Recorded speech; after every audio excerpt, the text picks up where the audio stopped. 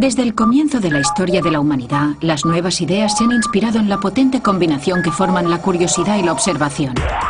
En el mundo tecnológico actual, todo lo que tocamos, utilizamos, vemos o hacemos, desde encender una cerilla hasta navegar, ir en tren, mandar correos electrónicos, volar, comprar, secar, atar, hilar, triturar, conducir, atornillar, tocar, escalar, rimar, escribir a máquina, limpiar, cortar, taladrar, telefonear, descansar, hablar, caminar, escribir o ver este documental.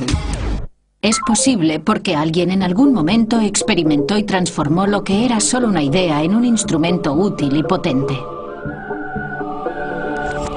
Estas innovaciones e invenciones pronto dejarán de ser tan sorprendentes comparadas con lo que los exploradores pasados y presentes han descubierto y están revelando al escudriñar y sondear las profundidades del universo más poderoso, minúsculo y extraño imaginable, el universo cuántico. Un ámbito paradójico de un potencial ilimitado, donde fenómenos fascinantes están siendo aprovechados y desarrollados en unas nuevas tecnologías que pueden cambiar el mundo. Viaja con nosotros a este extraño y cada vez más sofisticado mundo, con los domadores de la física cuántica. Revolución cuántica.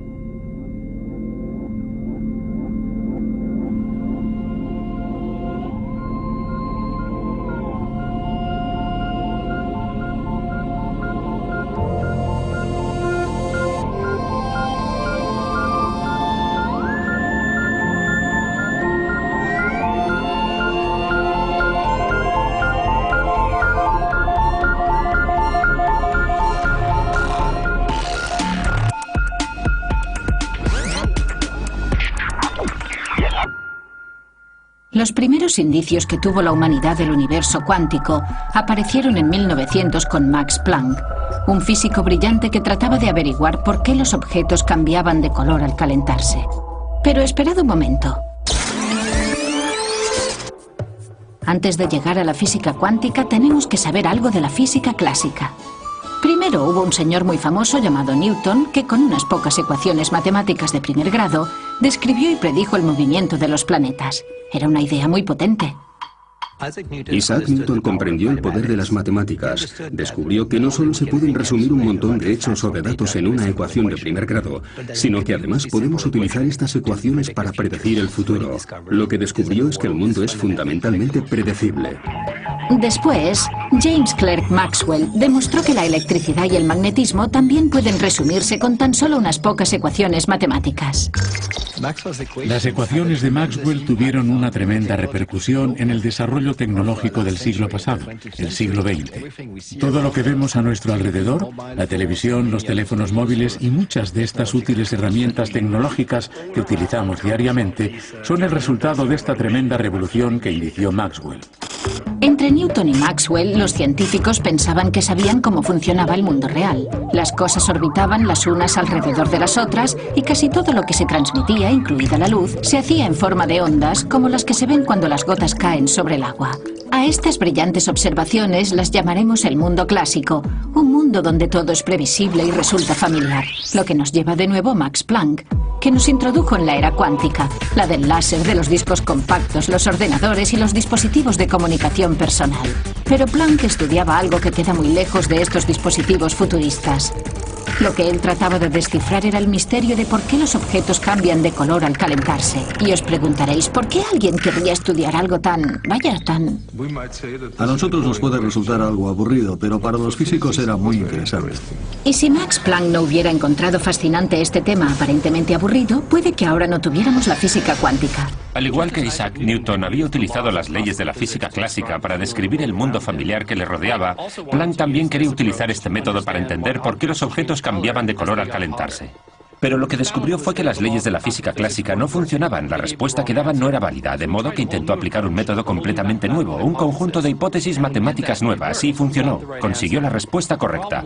Pero el problema era que esta nueva hipótesis no se ajustaba a las leyes de la física clásica. Planck había dado una explicación muy precisa, pero que ni él mismo creía. La primera persona que se tomó en serio la idea de Planck fue un joven empleado de la Oficina Suiza de Patentes, Albert Einstein. a quien nadie conocía en aquel momento. Einstein descubrió algo que Max Planck no podía creer, que la luz no es solo una onda continua que a veces se comporta como una partícula. Es lo que los físicos llaman la dualidad onda-partícula. Uno de los mayores logros intelectuales de Albert Einstein, por el que obtuvo un premio Nobel, fue darse cuenta de que la luz actúa como si llegara a fragmentos, a pedazos, a cuantos. Los cuantos de luz se llaman fotones. La sospecha de este hecho surgió anteriormente en la obra de Max Planck, pero para él era solo un artificio matemático. Einstein se dio cuenta de que no se trataba de matemáticas, sino de física, y gracias a ello se pudieron extraer consecuencias y demostrar experimentos que no podían explicarse con las ondas. La obra de Einstein marcó un punto de inflexión en el desarrollo de la física moderna. En 1913, Niels Bohr comenzó a aportar datos a la teoría cuántica al explicar la estructura del átomo usando estas ecuaciones de primer grado. Bohr fue capaz de explicar las propiedades de los átomos utilizando la mecánica cuántica. Para ello utilizó un modelo conocido como el modelo planetario, que es similar al de la Tierra, que gira alrededor del Sol, donde en el caso de los átomos los electrones giran alrededor del núcleo. Las matemáticas de Bohr mostraron que los electrones no orbitaban alrededor del núcleo de un átomo como los planetas que orbitan al Sol. Solo podían girar alrededor del núcleo a ciertas distancias concretas, lo que los físicos cuánticos denominan distancias discretas o cuantificación. Y esto resultó inquietante para una generación de físicos que habían sido educados en la noción de que las cosas cambian ligeramente. Por ejemplo, la forma en que la Luna gira alrededor de la Tierra y la Tierra del Sol. Pero la teoría de Bohr suponía que los electrones se comportaban como partículas. Hasta que no apareció el físico francés Louis de Broglie, no se demostró que las órbitas atómicas pueden explicarse suponiendo que los electrones, que normalmente se consideran partículas, también pueden comportarse como ondas. Pero estos postulados no explicaban todo el fenómeno y el enigma cuántico consistía en unos puntos desconectados que iban de Planck a Einstein, luego a Bohr y finalmente a de Broglie. Hacía falta una teoría para conectar los puntos y aclarar cómo una onda podía actuar como una partícula y viceversa, y explicar así el misterio de la dualidad onda-partícula de la luz y la materia. En 1925, Erwin Schrödinger formuló la famosa ecuación que lleva su nombre. La ecuación de Schrödinger sentó las bases de lo que terminó siendo una teoría completa de la mecánica cuántica. Y esta nueva teoría no solo dio a los científicos una receta universal para comprender todos los fenómenos cuánticos anteriores, sino que también les proporcionó una manera sistemática de explorar el mundo atómico para encontrar los efectos cuánticos nuevos e inesperados. En definitiva, la teoría cuántica supuso para los científicos lo que probablemente sea la teoría más exacta y más potente jamás concebida por la humanidad.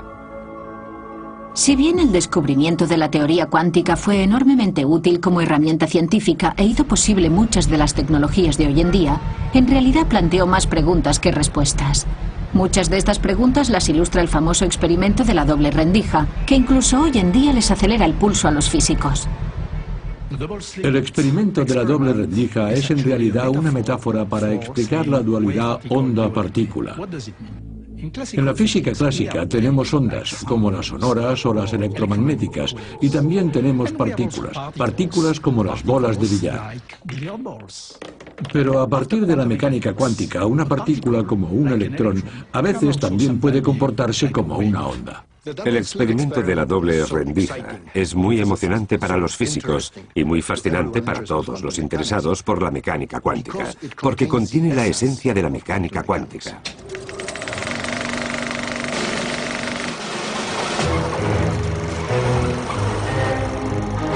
El experimento de la doble rendija es muy emocionante para los físicos y muy fascinante para todos los interesados por la mecánica cuántica, porque contiene la esencia de la mecánica cuántica.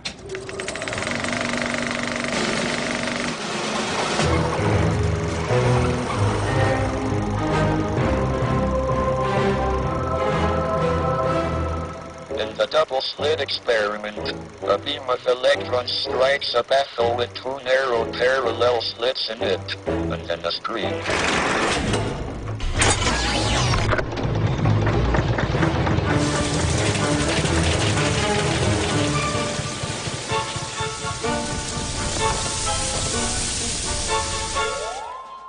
Cuando hacemos este experimento con las luces encendidas, no ocurre nada inusual.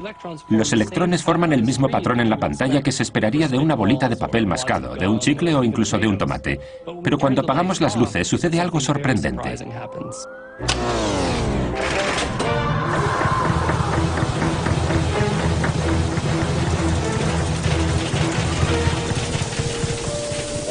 observes on the screen is a series of maxima and minima.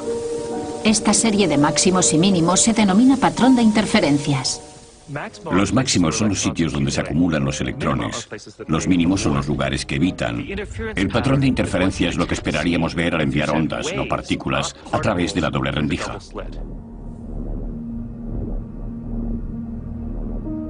Lo que observamos en el experimento de la doble rendija se explica matemáticamente por la ecuación de las ondas de Schrödinger, que predice el patrón de interferencia observado. Pero la teoría cuántica no nos explica dónde está la partícula cuando pasa por las rendijas.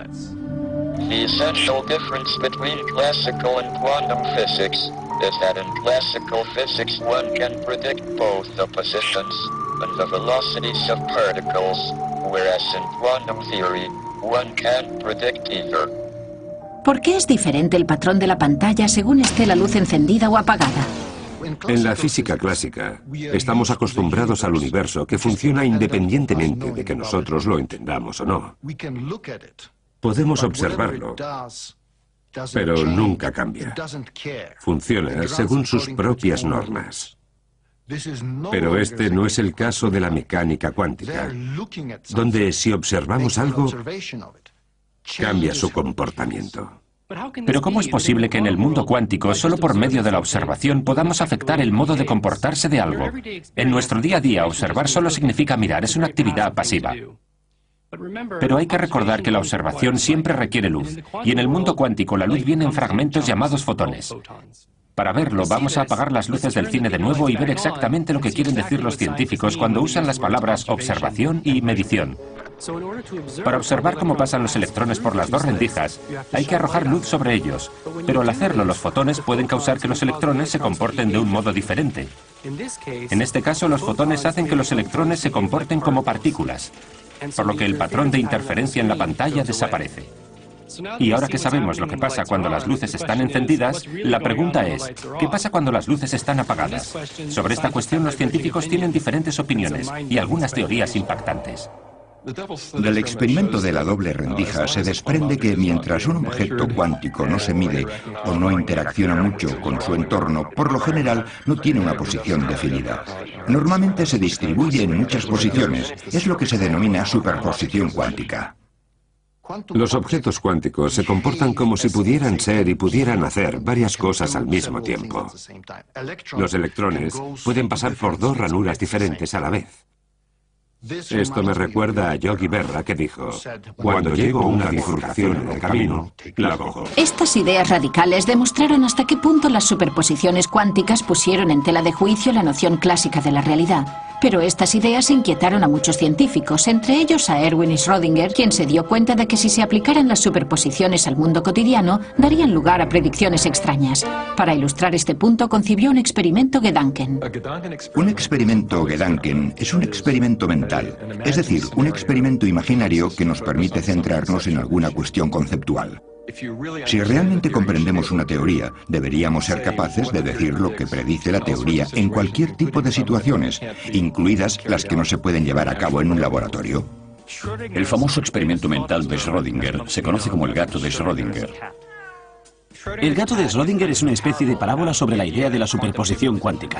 A Schrödinger le perturbaban las implicaciones de la teoría cuántica. Aparentes paradojas de la mecánica cuántica. Quería demostrar lo absurda que era la mecánica cuántica. Y para ello se le ocurrió un experimento Gedanken. Un experimento mental. La idea era la siguiente. Cogemos un gato. ¿Un gato? Un gato. Un gato con mala suerte. Y lo metemos en una caja. Totalmente aislado del exterior. En la caja también hay un martillo y una probeta. Llena de cianuro. Cianuro. Además, la caja también tiene un mecanismo de control accionado por un solo átomo que puede descomponerse radioactivamente. Cuando el átomo se descompone, el detector activa el martillo, de modo que se rompe el vial. Y se libera el cianuro. Y eso matará al gato. Y el gato morirá. Y si no se emite la partícula, no se libera el veneno y el gato no muere. Ahora supongamos que después de, digamos, una hora, hay una probabilidad del 50% de que el contador Geiger haya detectado algo. Hasta que no miremos dentro, existe la posibilidad de que el gato esté o bien vivo o bien muerto. Si creemos en la mecánica cuántica, el gato en ese momento se encuentra en un estado en el que está a la vez vivo y muerto.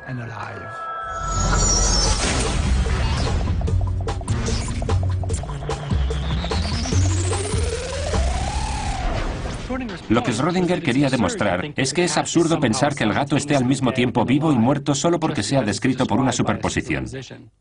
Y que del mismo modo debemos reconsiderar la idea de los electrones en superposición. Una de las respuestas que podríamos dar es que nos negamos a responder a la pregunta. Podríamos decir que la teoría cuántica es solo un conjunto de reglas para calcular dónde vamos a detectar la luz, y nada más.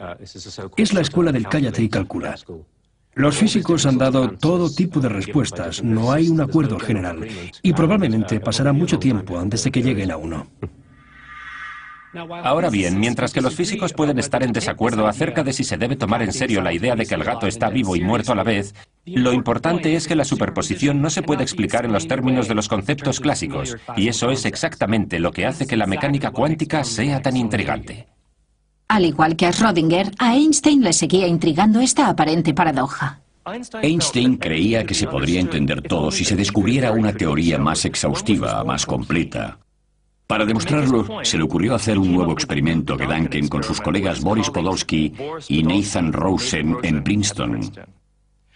Gracias a él, probaron que ciertas combinaciones o superposiciones de partículas pueden combinarse de un modo extraño y contradictorio que no puede explicarse con la mecánica clásica.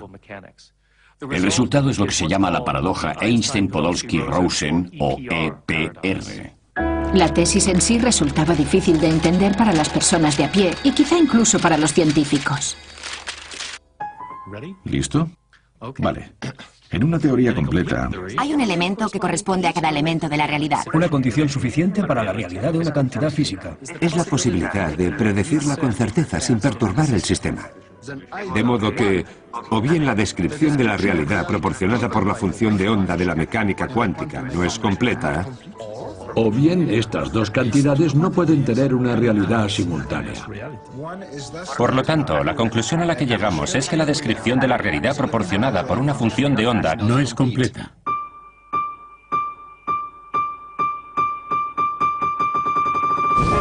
¿Qué significa esta afirmación tan compleja? Según la mecánica cuántica, es posible que dos partículas estén tan estrechamente entrelazadas que forman un solo sistema en el que ninguna de las partículas tienen un estado cuántico por sí misma. Lo que Einstein, Podolsky y Rosen hicieron fue coger un par de partículas así y separarlas muy lejos, tal vez a años luz de distancia.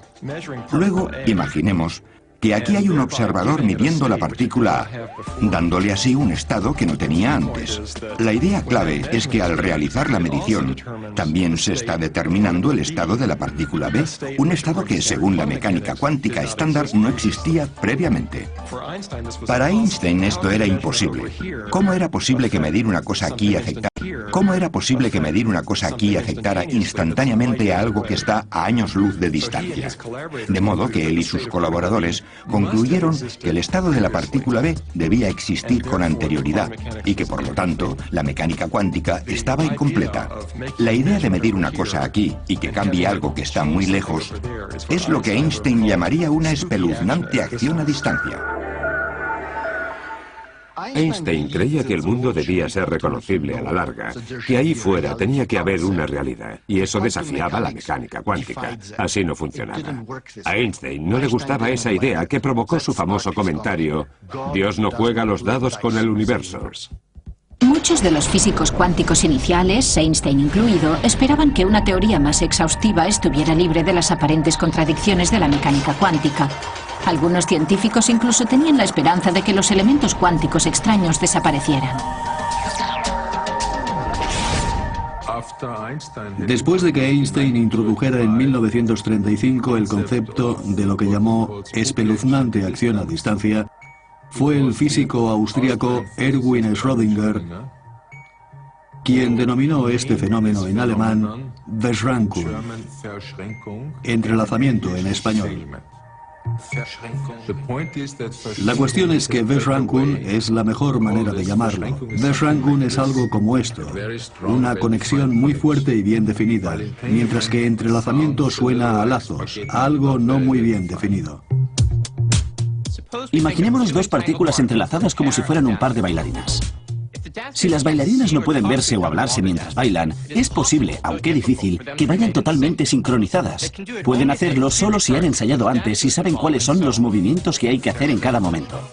Einstein esperaba que las propiedades de las partículas entrelazadas se pudiesen describir de la misma manera, que la forma correlativa en la que reaccionaban los dos fotones ante cualquier medida posible se pudiera explicar al considerar que los resultados de la medición estaban predeterminados. Pero se equivocaba. Ahora sabemos que el entrelazamiento es una conexión entre partículas mucho más fuerte de lo que se puede alcanzar en la física clásica. Estas curiosidades cuánticas, de las cuales el entrelazamiento era la más extraña, desconcertaron a los investigadores durante más de un cuarto de siglo. En 1964, el físico irlandés John Bell diseñó un experimento para probar lo que Einstein pensaba que era imposible. La publicación de Einstein-Podolsky-Rosen de 1935 fue ignorada durante los primeros 30 años de su existencia. Entonces llegó John Bell y demostró que el entrelazamiento no se podía explicar con una teoría básica y sencilla. Esto dio lugar a experimentos fundamentales en los que se intentaba averiguar si la naturaleza estaba realmente loca, si realmente era tan extraña. La publicación de la teoría de John Bell sobre el entrelazamiento coincidió con el desarrollo del láser que posibilitó estos experimentos. Cuando leí el artículo de John Bell, descubrí lo que era el entrelazamiento y me pareció absolutamente fascinante. Para mí fue toda una revelación, algo así como amor a primera vista. El artículo explicaba que el gran debate entre Einstein y Bohr sobre la base de la mecánica cuántica se podría resolver por medio de un experimento. Yo era el experimentador y quería participar en la solución de ese debate. El experimento se basa en producir pares de fotones que volarán en dirección opuesta y luego, cuando estén a 12 metros de distancia el uno del otro, medirlos exactamente en el mismo instante. Y la idea es que las dos mediciones separadas por 12 metros deben ser independientes del concepto de relatividad. Con eso quiero decir que lo que mido por un lado no debería poder influir en el resultado de la medición en el otro lado. Ese es el punto esencial. La relatividad espacial nos dice que nada puede viajar más rápido que la luz, lo que significa que lo que hago aquí no tiene tiempo para llegar hacia el otro extremo del experimento. Y para eso era necesario que yo pudiera cambiar la orientación de los polarizadores en pocos nanosegundos. Conseguir hacerlo era crucial para el experimento. Y lo que hice fue medir la polarización de cada fotón. Los fotones se pueden polarizar vertical, horizontalmente o en diagonal a 45 grados. Pero la pareja de fotones entrelazados con resonancia paramagnética electrónica están polarizados al mismo tiempo vertical y horizontalmente. Es algo muy extraño. Tan extraño como el gato de Schrödinger, que está vivo y muerto. Y ahora la pregunta es, ¿cuál es el resultado de las mediciones? El resultado que obtuve fue lo que predecía la mecánica cuántica, que es que cualquiera que sea la dirección de la medición de un lado, si optamos por medir en la misma dirección en el otro lado, descubrimos que los dos fotones se alinean en la misma dirección. Esto significa que los resultados de las mediciones están estrechamente correlacionados, más que cualquier correlación concebible en la física clásica. Significa que cuando los dos fotones están colocados a 12 metros de distancia, continúan comportándose como un solo objeto.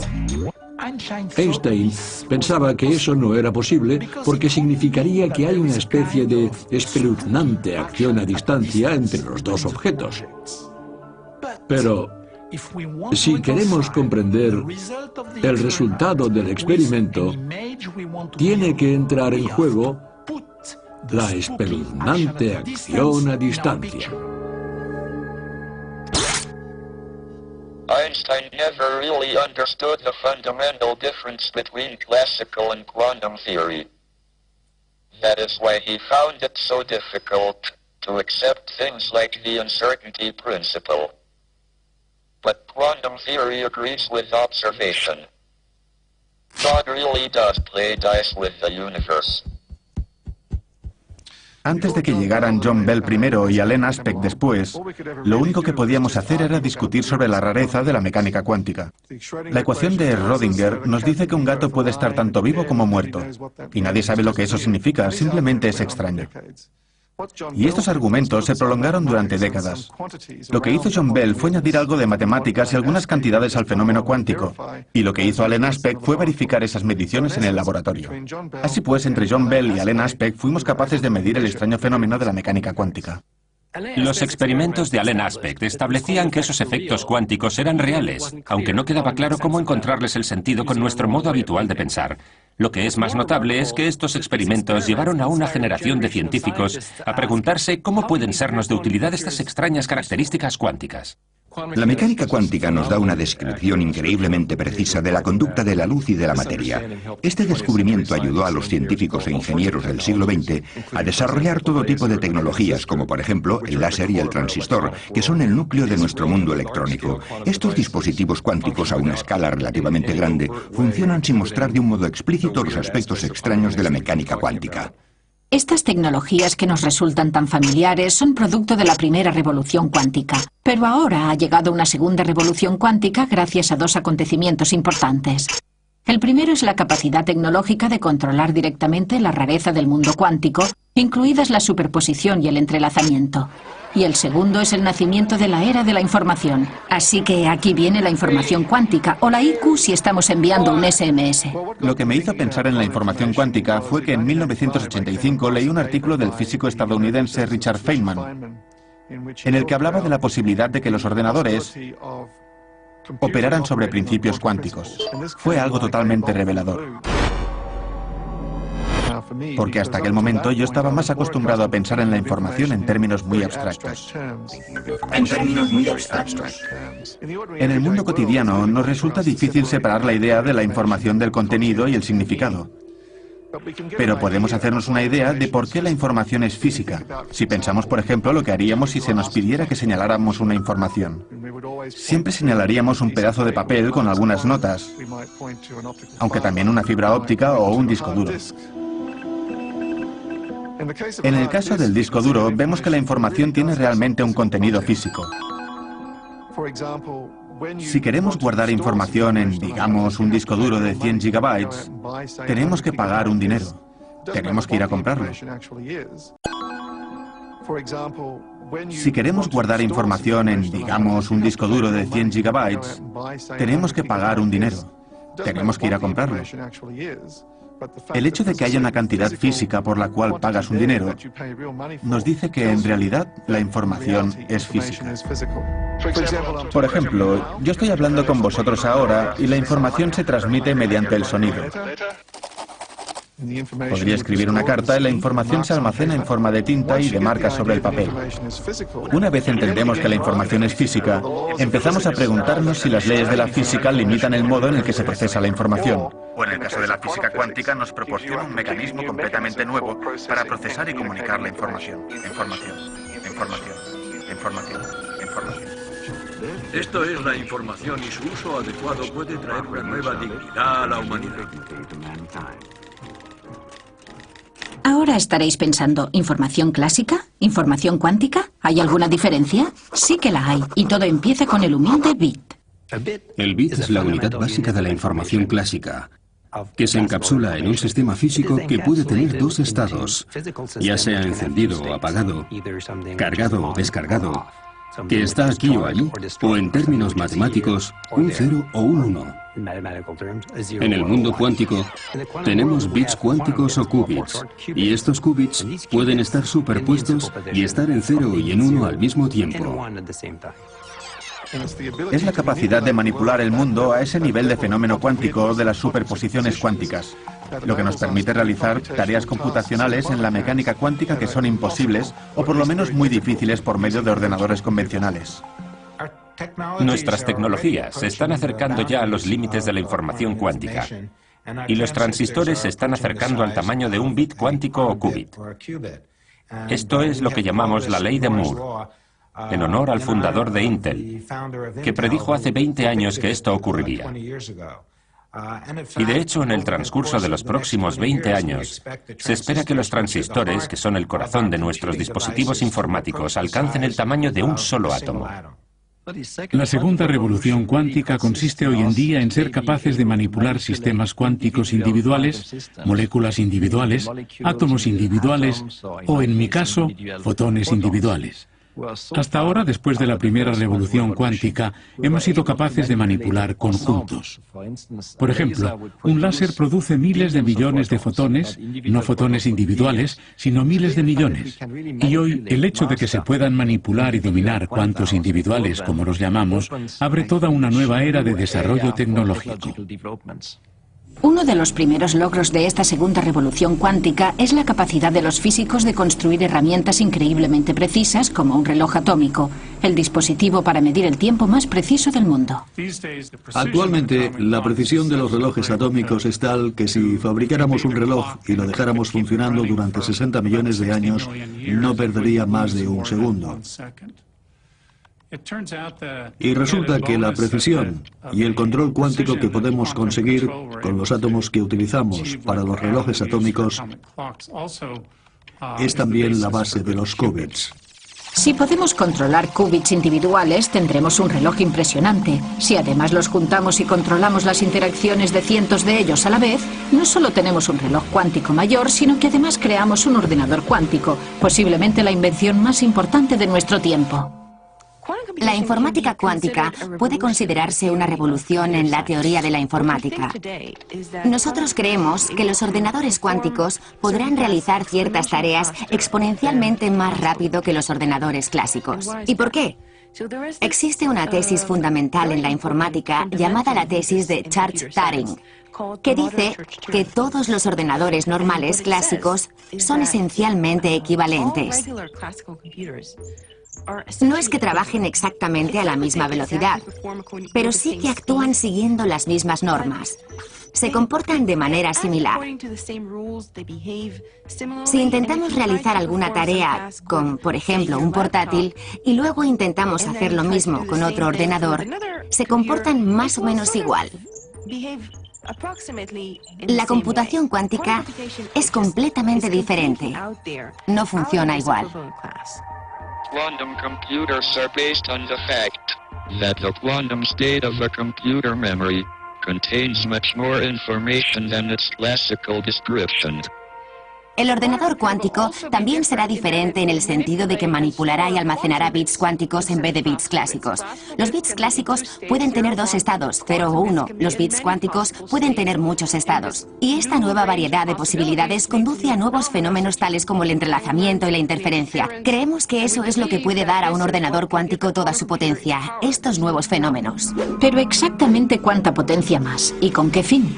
Una de las primeras aplicaciones de los ordenadores cuánticos, y una de las más útiles, es simular sistemas cuánticos. Seguramente no sea algo que la mayoría de la gente quiera hacer en casa, pero tiene unas aplicaciones potenciales enormes. Para entender la simulación cuántica es importante saber para qué necesitamos la simulación. Pensemos en un simulador de vuelo. ¿Para qué tenemos un simulador de vuelo?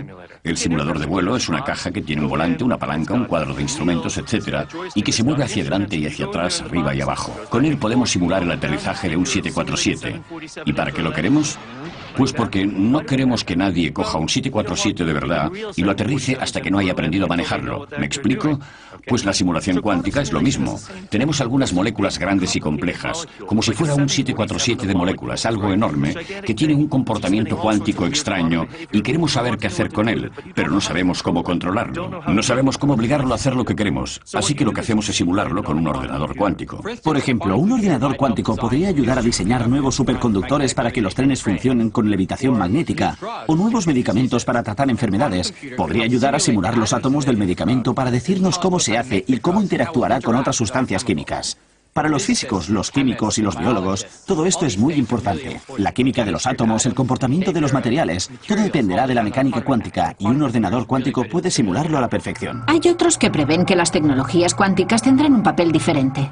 La mecánica cuántica nos está dando las herramientas para detectar cosas mejor de lo que hemos podido hacer hasta ahora. Podemos detectar el mercurio en el pescado, la presencia de plomo en los juguetes. Quizá podríamos detectar bombas en la carretera.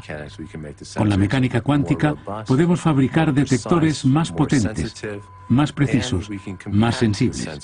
Y si podemos hacerlos más compactos, en el futuro serán de uso general. Pero lo que causó la explosión de interés por la informática cuántica fue el descubrimiento de Peter Shor.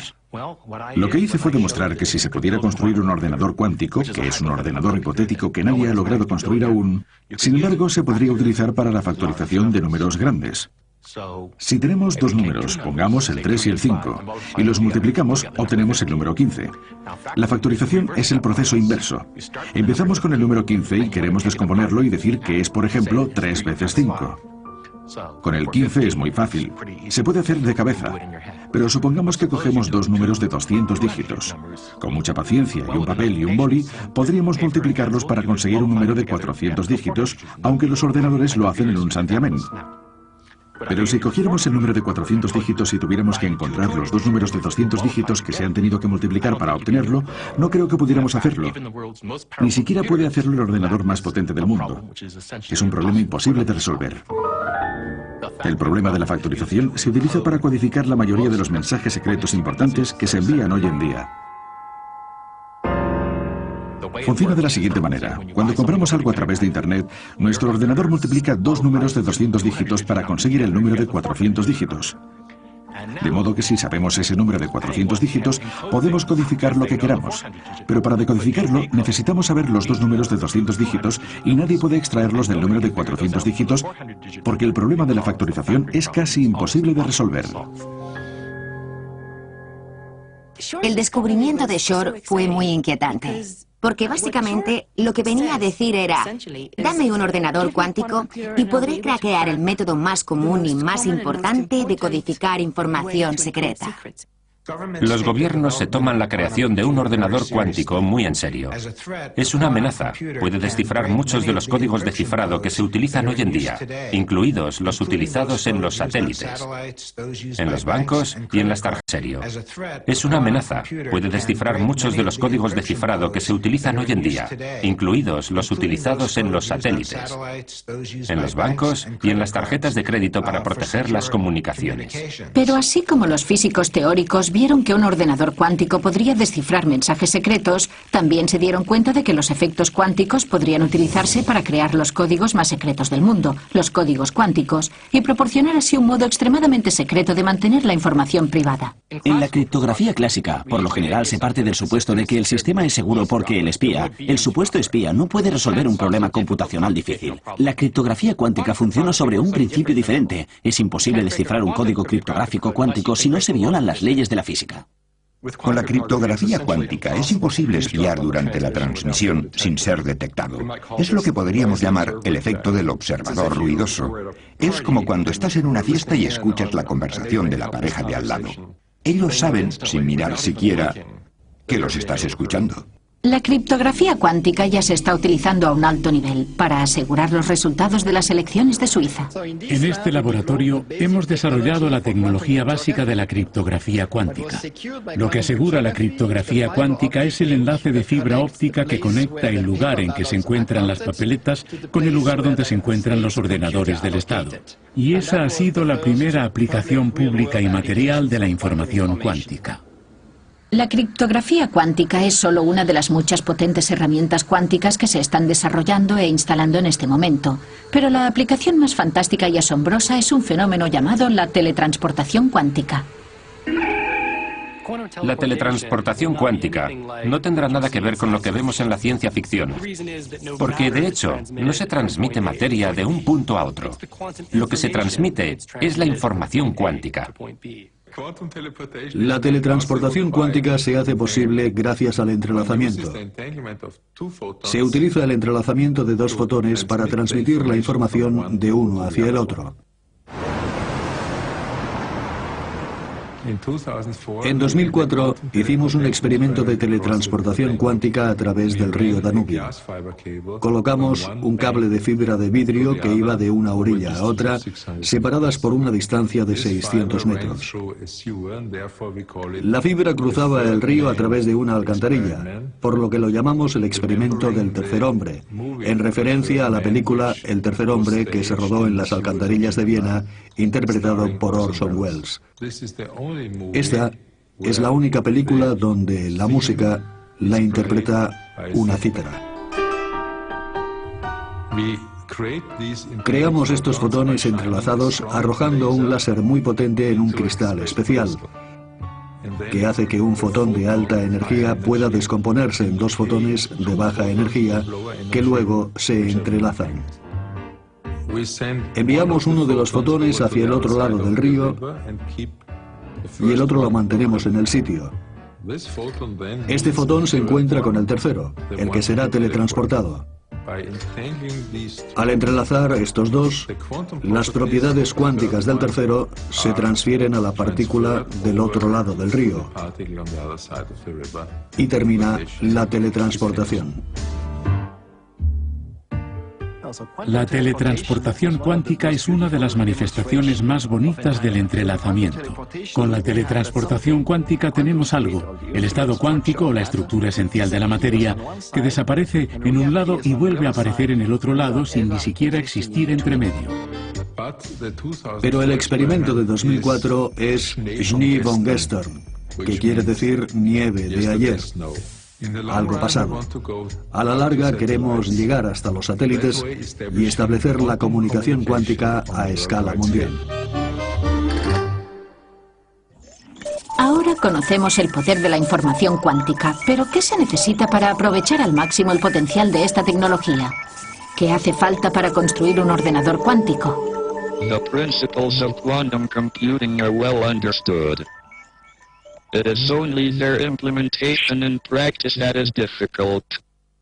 En principio, la construcción de un ordenador cuántico no supone ningún problema, eso está claro. Sabemos cómo juntar las cadenas de las operaciones cuánticas sobre el papel y la forma en que acabarán proporcionándonos un ordenador cuántico. El problema está en trasladarlo al hardware real. No sabemos qué aspecto tendrá un ordenador cuántico, porque aún no tenemos ninguno. Tenemos un modelo teórico y estamos buscando y haciendo pruebas con los dispositivos físicos que pueden poner en práctica nuestro modelo teórico. Un ordenador cuántico requiere el mantenimiento de superposiciones cuánticas para que funcione correctamente. Al igual que en el experimento de la doble rendija, donde la superposición y el patrón de interferencia resultante en la pantalla se perdían si el electrón se observaba o se medía de alguna manera, el ordenador cuántico deriva su potencia especial del mantenimiento a gran escala de todas las superposiciones de los qubits. Esto significa mantener el ordenador cuántico muy bien aislado de su entorno y protegido de interacciones no deseadas hasta la finalización del cálculo, y eso es algo muy difícil de hacer. La principal dificultad de construir un ordenador cuántico es mantener su estado cuántico, y eso significa mantenerlo completamente aislado. Los sistemas cuánticos tienen una característica enojosa, y es que cuando difunden la información sobre ellos mismos, dejan de ser cuánticos. Por eso, el aislamiento es uno de los problemas clave en la construcción de ordenadores cuánticos. Los objetos cuánticos o físicos grandes se componen de miles de millones de partículas. Cada una de estas partículas es una partícula cuántica, pero cuando se juntan un gran número de partículas, cada una de estas partículas interactúa con el entorno. En los sistemas cuánticos, el entorno se refiere a todas las cosas que rodean el sistema de partículas cuánticas, como el polvo o los campos magnéticos, la radiación, cualquier cosa que pueda provocar un comportamiento no deseado en el sistema que se está tratando de controlar. Los estados de superposición son muy difíciles de conservar. En el laboratorio del Dr. Wineland, los qubits se almacenan en una trampa de iones. La analogía de la trampa de iones con la canica en el cuenco es la siguiente. Imaginemos que la canica es el átomo y el cuenco es la trampa, la forma de sujetar los átomos. Y una cosa que podemos hacer es poner la canica en una órbita circular alrededor del centro del cuenco. Y eso es lo que podemos hacer también con los átomos. En el caso de la canica y el cuenco, la canica estará unas veces a la izquierda y otras a la derecha. Pero lo extraño de los sistemas cuánticos, que nos permite hacer qubits, es que podemos poner el átomo en un estado de superposición en el cuenco, en la trampa, de modo que no esté unas veces a la izquierda y otras a la derecha, sino que esté al mismo tiempo a la izquierda y a la derecha. La analogía con el gato de Schrödinger es que podemos crear situaciones en las que tenemos una superposición de todos los átomos apuntando en una dirección y en la dirección contraria al mismo tiempo. ¿Y qué aspecto tendría un ordenador cuántico? Detrás de mí se ve un prototipo de un ordenador cuántico. Está hecho con un imán muy potente, compuesto por un material superconductor, bañado en helio líquido a unos 266 grados centígrados bajo cero. Los qubits están compuestos de plomo a unos 266 grados centígrados bajo cero. Los qubits están compuestos de pequeños imanes en el interior del núcleo de los átomos. Al final de la computación, utilizamos el campo magnético de estos qubits para poder leer la respuesta. Este ordenador cuántico en concreto tiene una docena de bits cuánticos o el equivalente a 1000 bits clásicos, que es lo que tenían los ordenadores de la década de los 50. Si somos capaces de construir un ordenador cuántico con unos 60 o 70 bits cuánticos, tendremos una máquina más potente que todos los ordenadores normales que hay en el mundo juntos. Hoy en día, los científicos están sobrepasando los límites de la teoría y la experimentación de la pizarra al laboratorio, aprovechando el potencial del misterioso mundo cuántico de la naturaleza, sentando las bases de nueva era de descubrimientos e innovación. Creo que los efectos de lo que estamos hablando pueden tener una enorme repercusión en la tecnología del futuro y en nuestro estilo de vida, pero no me oirán decir exactamente lo que va a pasar. Sin embargo, creo que lo más importante de cara al futuro es que, ahora que estamos aprendiendo a hablar con los átomos en su propio idioma, en el lenguaje de la información cuántica, podemos hablar con ellos y tratar con ellos como nunca antes habíamos podido. Es dificilísimo predecir la repercusión de una nueva tecnología. Pensemos, por ejemplo, en el láser, que se inventó a mediados del siglo XX. ¿Quién podría haber predicho en aquel momento que el láser se iba a utilizar para reproducir CDs, para registrar el precio de los alimentos o para la cirugía ocular con láser? Yo creo que nadie podría haber previsto el impacto social del láser. Yo creo que la tendencia es siempre la misma. Se empieza con la investigación básica en un laboratorio, con una máquina grande y compleja que cuesta mucho dinero. Y si hay un mercado real, al final se obtiene un equipo pequeño y bastante económico. Con el ejemplo del láser pasó lo mismo. Los primeros láseres eran unas máquinas grandes, complicadas de manejar y poco fiables. Hoy en día, todos los reproductores de CDs o DVDs tienen un pequeño láser semiconductor que solo vale $1.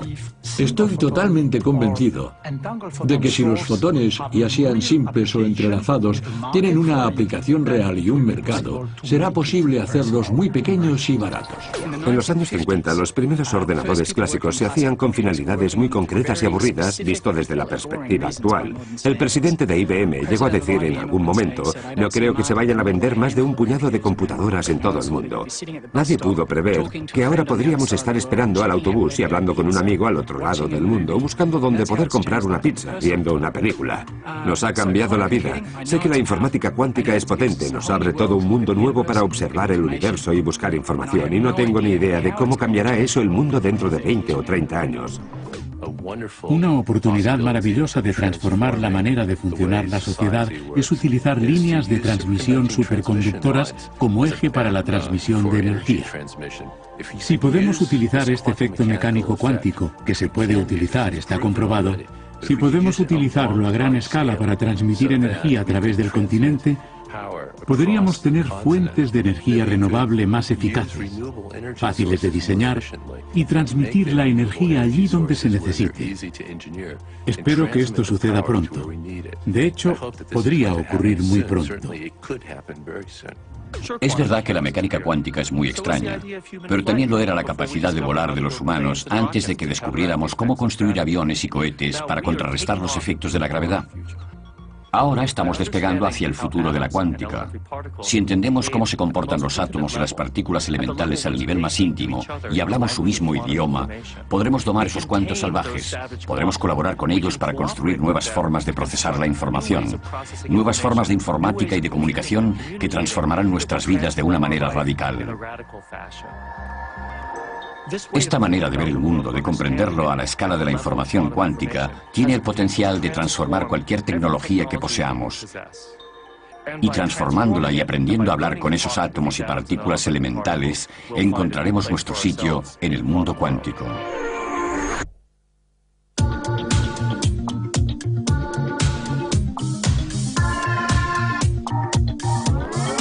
Quantum theory, quantum theory.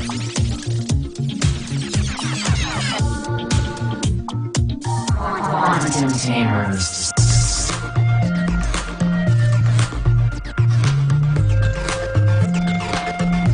The potential is huge.